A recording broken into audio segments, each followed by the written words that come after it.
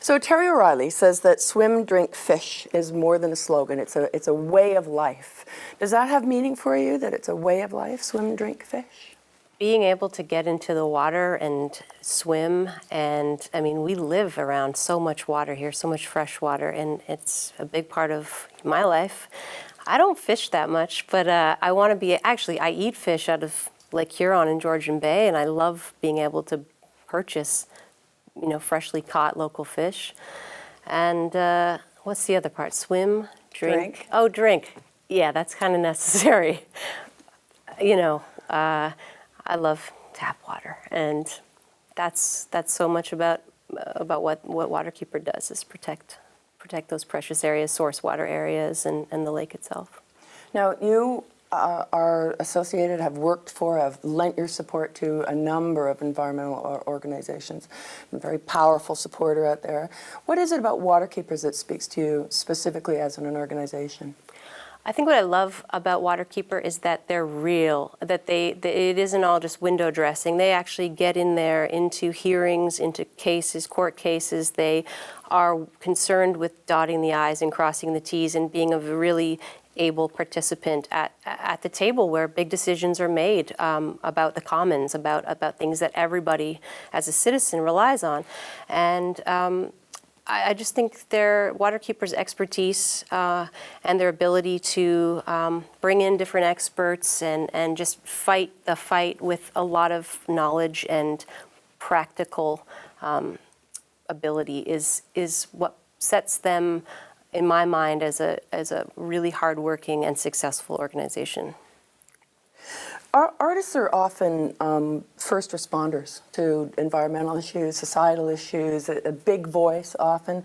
What do you think it is?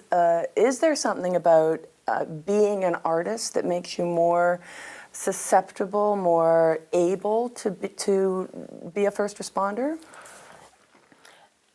I think artists are sometimes, first responders, as you say, to these types of environmental issues. Because we, like everyone, rely on the land and on the water for our livelihoods, for our well-being, but also that we have, we're not necessarily working for a company or have a 9-to-5 job where we have to really put a lot of our energy into that. It's more of a flexible kind of lifestyle and a more flexible profession. And also, we're used to being in front of lots of people and being mouthpieces, So there's a certain comfort level, I think, with getting behind something that we feel and spreading the word about it.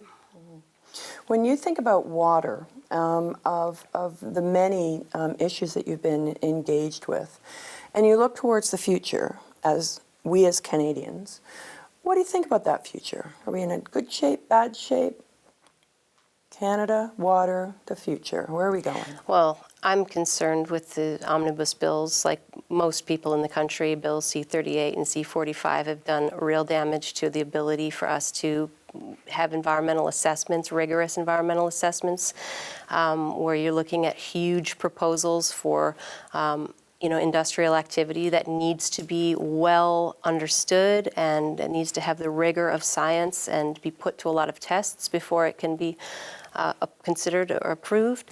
So I'm really concerned in this country with the changes to the Navigable Waters Act, how that takes away so much of the oversight on so many of our waterways, so people aren't going to know whether a company applies to put a bridge or a pipeline or a hydro line across a water. So many of the water bodies now are not considered within the Navigable Waters Act, and that's a huge concern. And we are so spoiled and so fortunate in Canada to have so much fresh water, and with a government right now, a federal government, that is not showing any respect.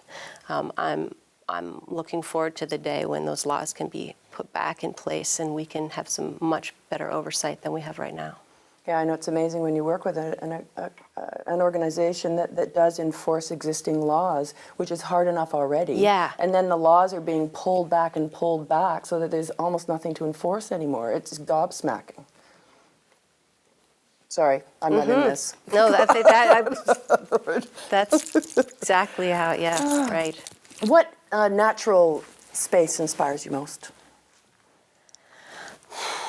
Oh, this time of year is so amazing in Carolinian forests with new green deciduous leaves and ponds and spring peepers and birds flying all over. And I would say growing up on a farm, we had a nice chunk of forest with some ponds in it. And so I don't know if it gets any better than that for me. Are you invigorated by your opportunities to engage? Do you see positive results as, from just you performing, you writing, what do you see?